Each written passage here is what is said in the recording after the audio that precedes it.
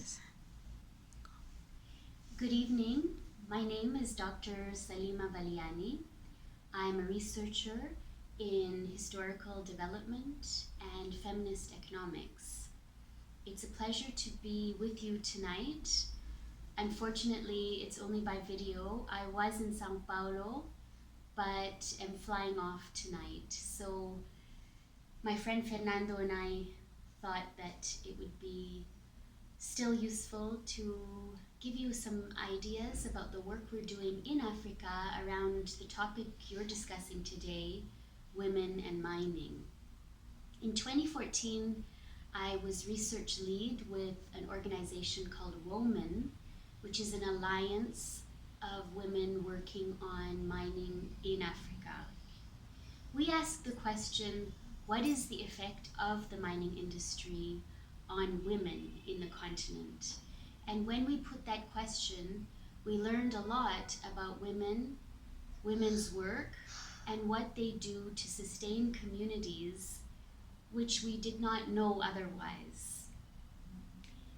The first major point to make is that mining takes place in a larger context in Africa and elsewhere. That context is shaped by patriarchy, the social system of patriarchy.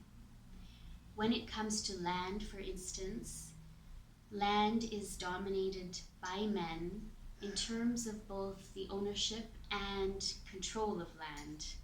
Meanwhile, women are the main producers on the land. So in East, West, and Southern Africa, only 15% of the land is held by women legally and officially. In North Africa, where there is a great deal of oil extraction, women hold even less land, that's 5%. This affects the way that the effects of mining are experienced in communities. Women, for example, are not consulted when the question of mining comes up.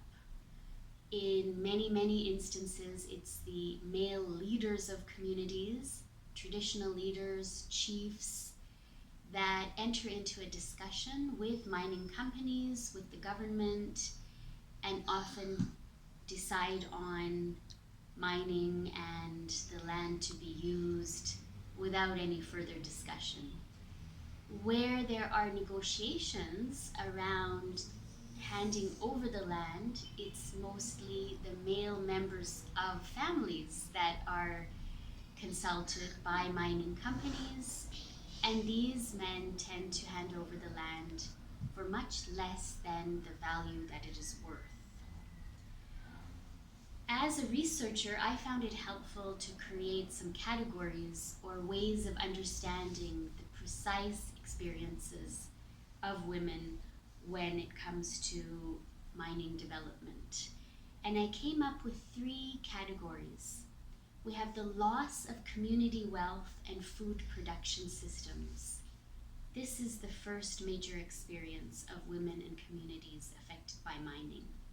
We have the suboptimal use of female labor, which results when mining takes place, and we have stunted social reproduction.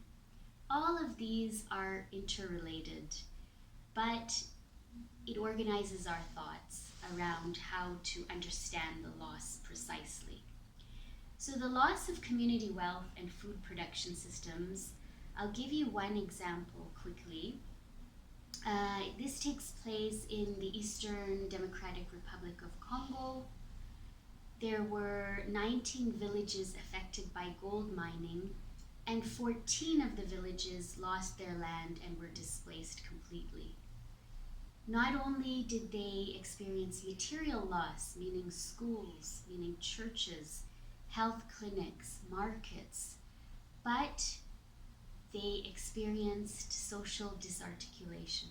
So tensions grew within the community, particularly those that were displaced from their land and pushed into the land of the remaining villages, and this created tension. Suboptimal use of female labor. I'll give you the example of Bubi in Zimbabwe. This is 7,500 people affected again by gold mining since the 1970s. Women basically lost their food production system, which was based on small grains, livestock farming, fishing, and harvesting of wild fruit. What did women do instead as the impact of mining increased? Women turned to sex work, women turned to brick molding, and to mining the dumps that were left by the gold mining company.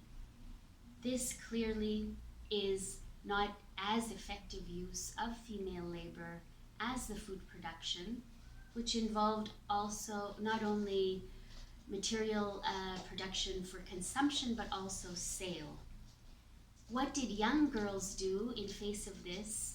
Seeing that they could no longer produce from the land, it led to young women entering into early marriages, mainly with minors, and these tended to be polygamous marriages. So very little power for the many wives of miners who were also very young. This ultimately affects social reproduction, meaning the way that communities reproduce themselves.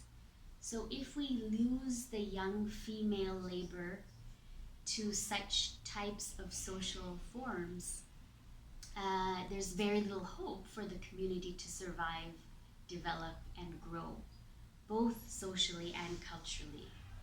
So stunted social reproduction is basically that story. There are a number of examples for each of these. I'm running out of time, so I will have Fernando send you links to these studies. There's also one last thing to mention, a book that we've finished working on in South Africa called The Future of Mining in South Africa. We look at all of these questions I've talked about today and more to determine whether the future of mining-based development looks good, looks questionable, and what we can do now to reshape development. Thank you.